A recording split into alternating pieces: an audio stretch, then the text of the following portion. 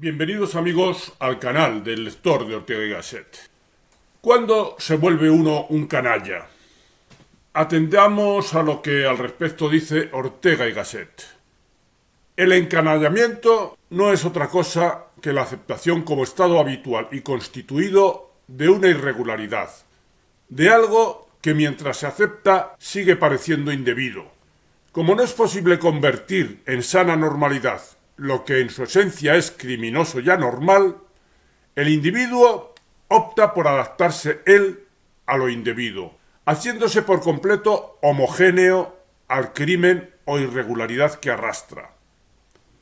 Es un mecanismo parecido al que el adagio popular enuncia cuando dice una mentira hace 100. Todas las naciones han atravesado jornadas en que aspiró a mandar sobre ellas quien no debía mandar.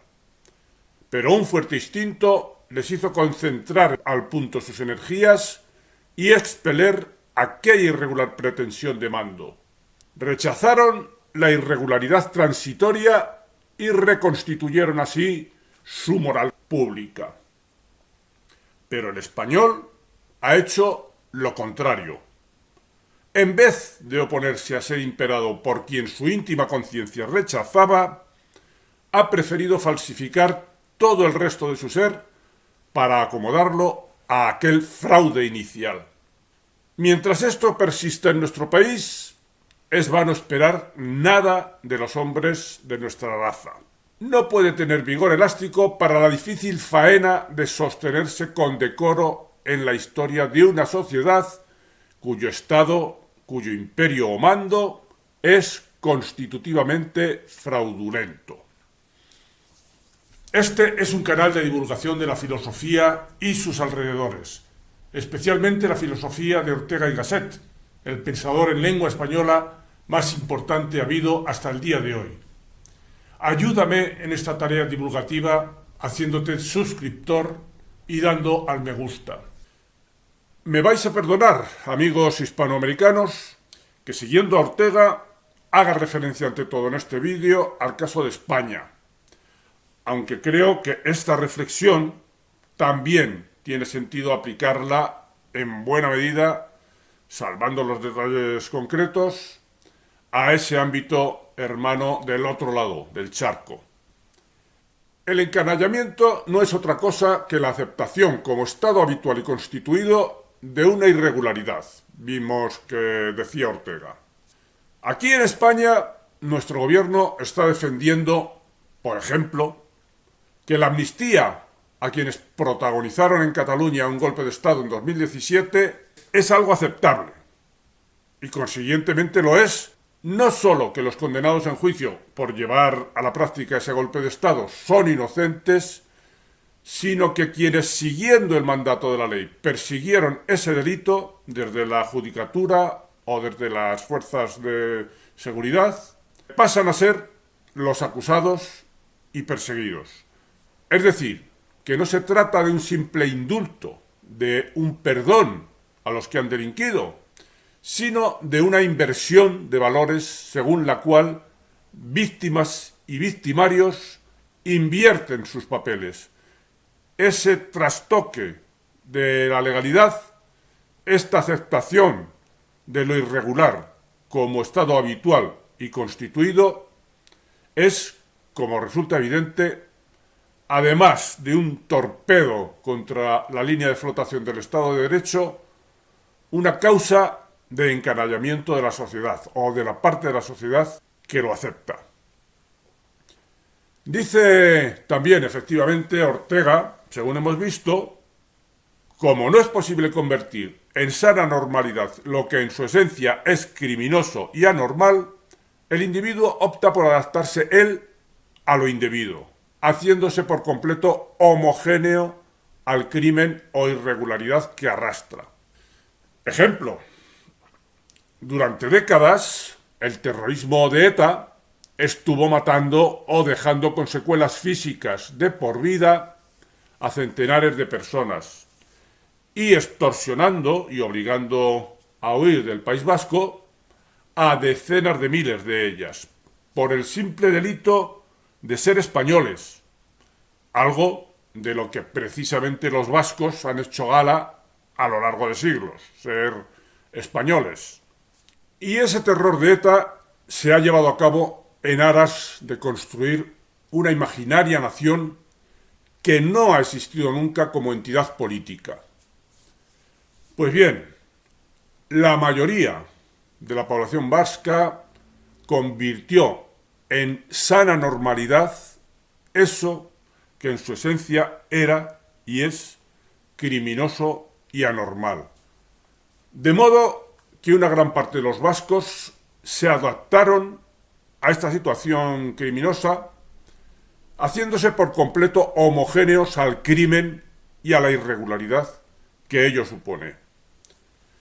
Todo esto hasta el punto de que podemos considerar a la sociedad vasca en su conjunto hoy como una sociedad moralmente enferma. Esta enfermedad social está camino de facilitar el hecho de que en las próximas elecciones acaben presidiendo la comunidad autónoma vasca los herederos de aquel grupo terrorista nunca arrepentidos de su criminal trayectoria, sino, por el contrario, orgullosos de ella y con continuos homenajes públicos a los asesinos.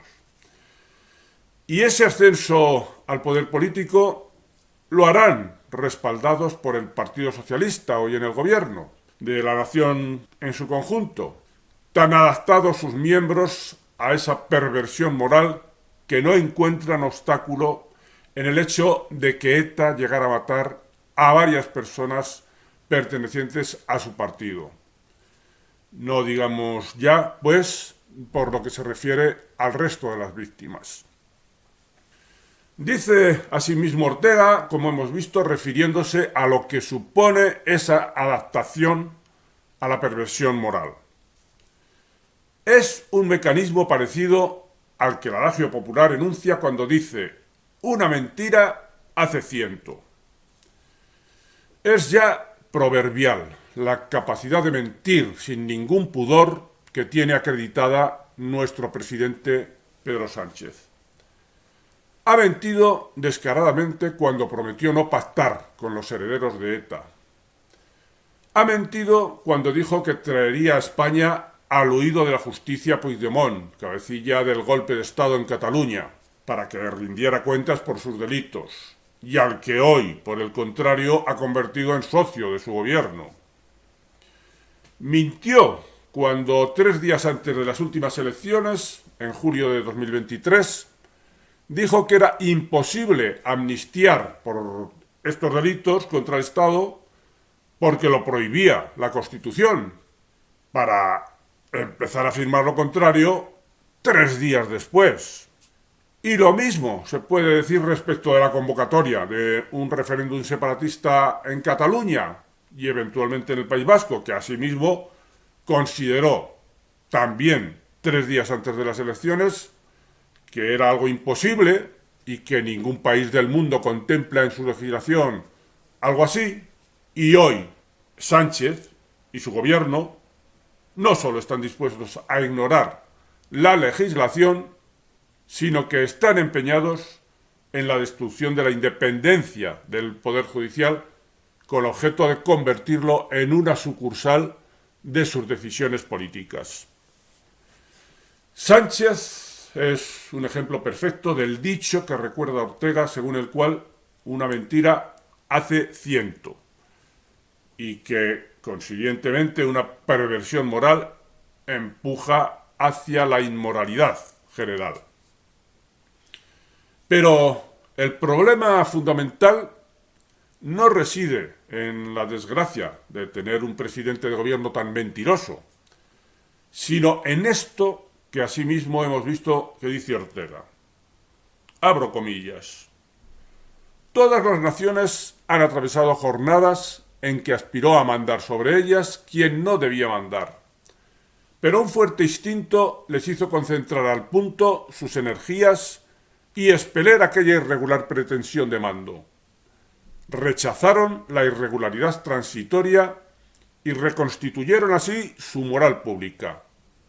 Pero el español ha hecho lo contrario. en vez de oponerse a ser imperado por quien su íntima conciencia rechazaba, ha preferido falsificar todo el resto de su ser para acomodarlo a aquel fraude inicial. Cierro comillas. En España, efectivamente, el problema fundamental estriba en que tanta mentira y tanta felonía no tienen castigo. Hemos vuelto a elegir hace unos meses al mismo gobierno mentiroso y felón. Y esto es indicio evidente de envilecimiento, de encanallamiento de la masa crítica de españoles que está propiciando todo esto. Así que puede concluir Ortega algo que valía para los españoles de su tiempo y lamentablemente sigue valiendo para los de este tiempo. Mientras esto persista en nuestro país, hemos visto que decía, es vano esperar nada de los hombres de nuestra raza. No puede tener vigor elástico para la difícil tarea de sostenerse con decoro en la historia una sociedad cuyo Estado, cuyo imperio o mando es constitutivamente fraudulento. Cuando una sociedad pierde sus referencias morales, no solo se envilece, se encanalla, sino que también se descompone, porque la vida, la de los individuos y la de las naciones, consiste en la realización de una tarea que nos permita volcarnos hacia fuera de nosotros mismos, hacia un objetivo que nos trascienda. En el caso de las sociedades, es preciso pues que exista una conciencia de pertenencia a ellas, lo cual ha de permitir y estimular nuestra sensación de que nuestro proyecto de vida está integrado dentro de la tarea colectiva de la sociedad a la que sentimos pertenecer. Y esa sensación de pertenencia se diluye cuando la sociedad está desmoralizada, cuando sus integrantes han rebajado su tensión vital hasta el punto de que se hagan aceptables la mentira, el crimen, el desprecio de la ley. A uno le queda entonces solo el recurso de volverse egoísta, de encerrarse en el recinto de sus exclusivos intereses, porque nada de su mundo, del mundo que había de compartir con los demás, lo convoca. Así explica todo esto Ortega. La vida humana, por su naturaleza propia, tiene que estar puesta a algo, a una empresa gloriosa o humilde, a un destino ilustre o trivial. Se trata de una condición extraña pero inexorable, inscrita en nuestra existencia. Por un lado, vivir es algo que cada cual hace por sí y para sí. Por otro lado, si esa vida mía, que solo a mí me importa, no es entregada por mí a algo, caminará desvencijada, sin tensión y sin forma. Y añade Ortega, estos años asistimos al gigantesco espectáculo de innumerables vidas humanas que marchan perdidas en el laberinto de sí mismas, por no tener a qué entregarse. Todos los imperativos, todas las órdenes han quedado en suspenso. Lo mismo pasa con cada pueblo. Es decir, que hablamos de una ley vital que hace referencia tanto a los individuos como a las sociedades, a las naciones. Sigo citando a Ortega. Librada a sí mismo, cada vida se queda en sí misma, vacía, sin tener qué hacer, y como ha de llenarse con algo, se inventa o finge frívolamente a sí propia. Se dedica a falsas ocupaciones que nada íntimo, sincero, impone. Hoy es una cosa, mañana otra, opuesta a la primera. Está perdida al encontrarse sola consigo. El egoísmo es laberíntico. Se comprende.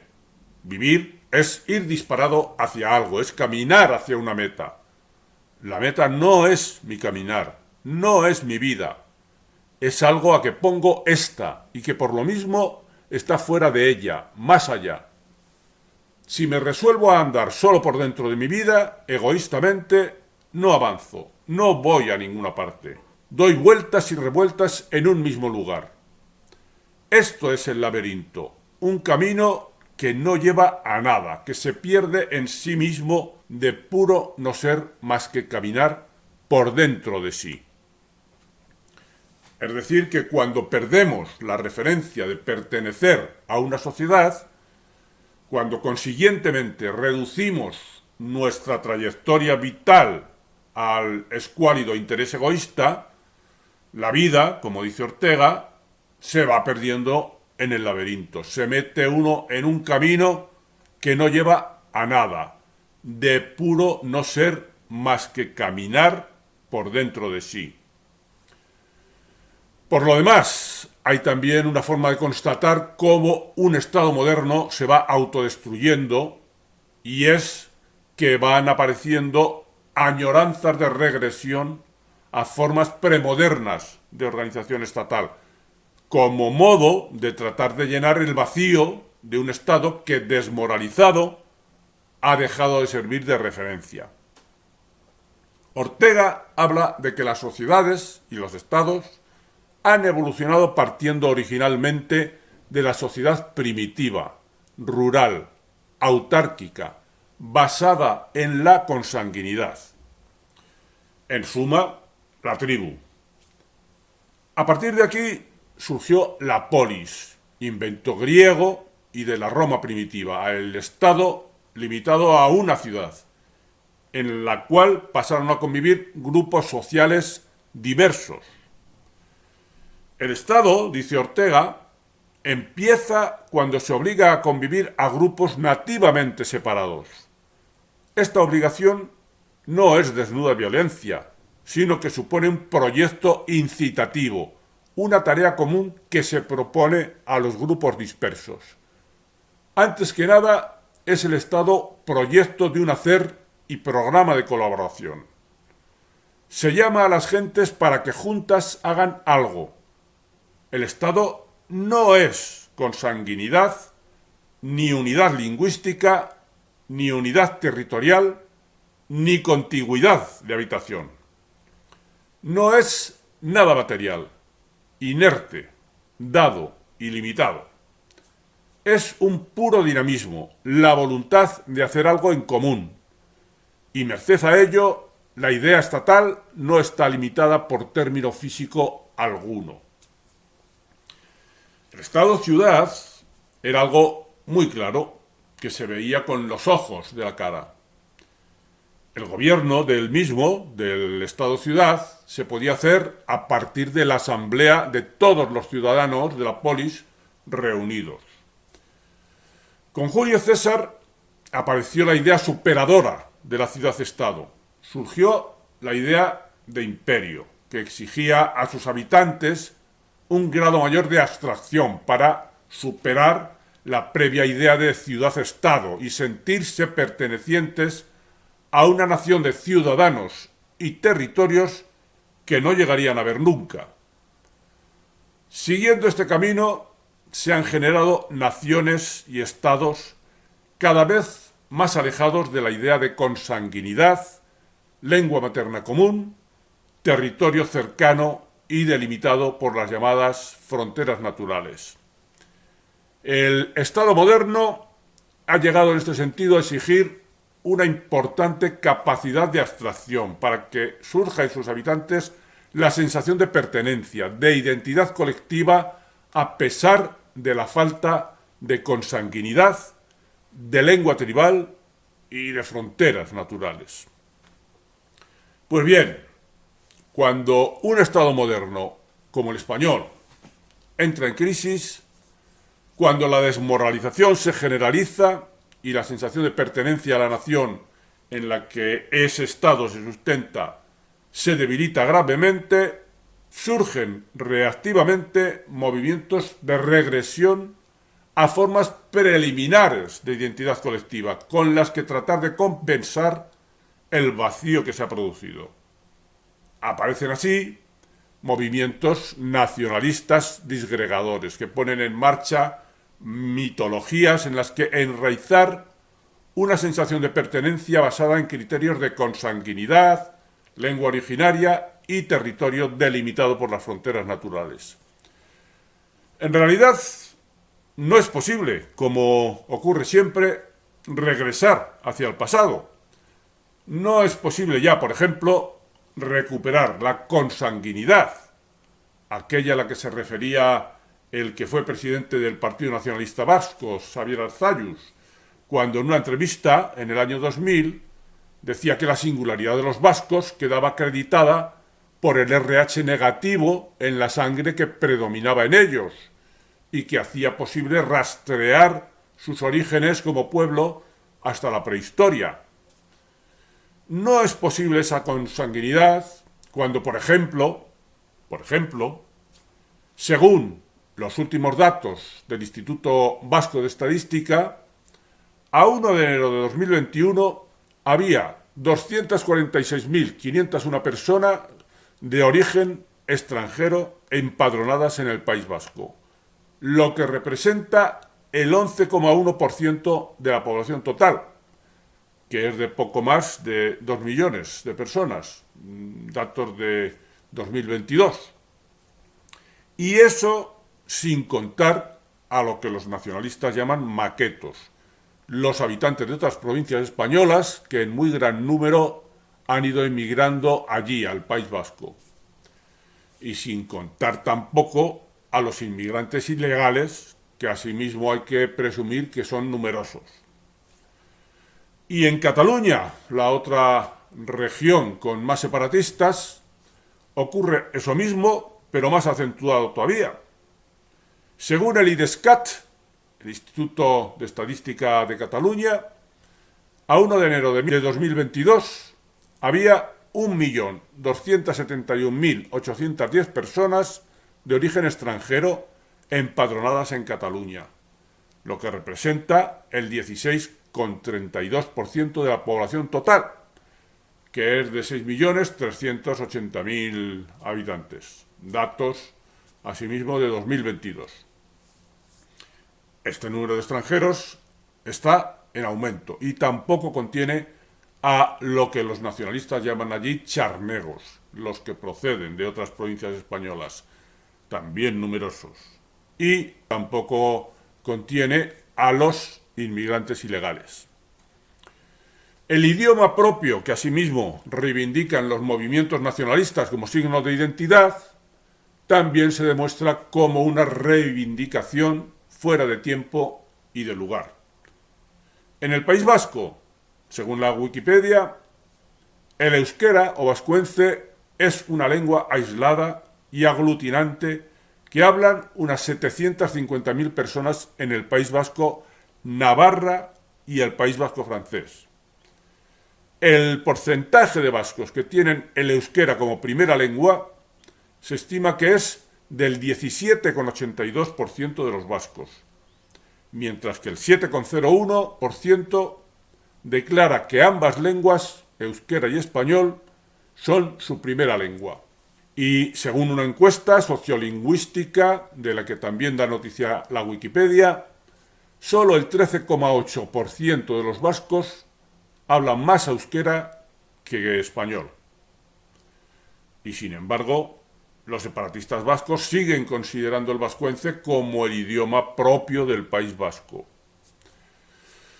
Respecto de Cataluña, el otro núcleo regional español en el que más está triunfando el separatismo, según una encuesta de 2017, de la que también da noticia la Wikipedia, solo el 36,3% de los catalanes usaba el catalán como única lengua habitual frente al 50% que usaba el español y el 6,8% que usaba ambas lenguas.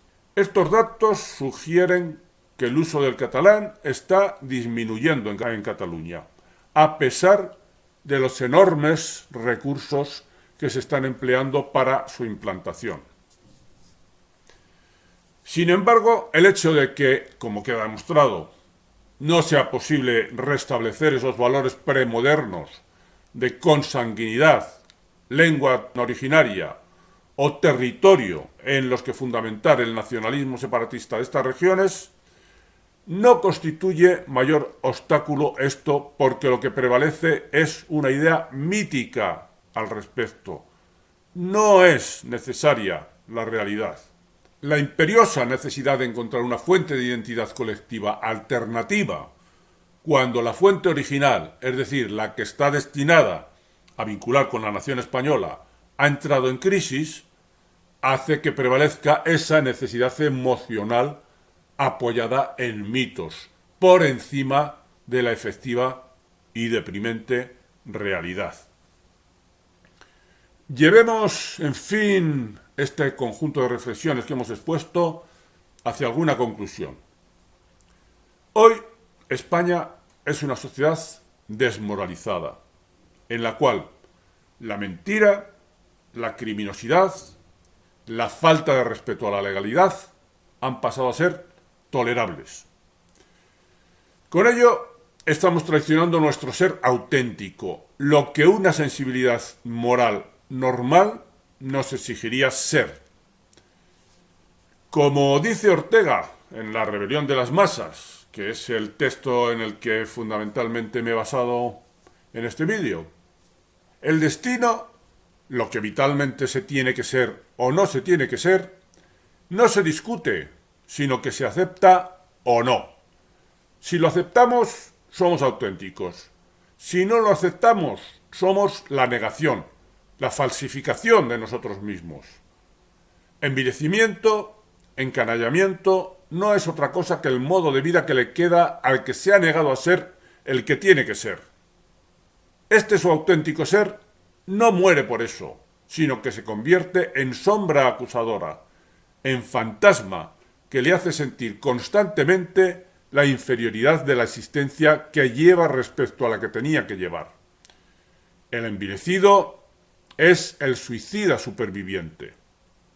En España, el envilecimiento que nos permite coexistir con la inmoralidad nos ha conducido a la crisis del derecho y del Estado. Y dice Ortega, en un artículo que titula Un capítulo sobre la cuestión de cómo muere una creencia, dice que derecho y Estado son una secreción interna que en toda sociedad se produce de modo automático y sin la cual no puede vivir. Una sociedad sin legalidad, sin legitimidad, es lo que solemos llamar una partida de bandoleros. Hacia esos andurriales de la historia estamos hoy caminando. Hasta aquí el vídeo de hoy, amigos. Hasta el próximo.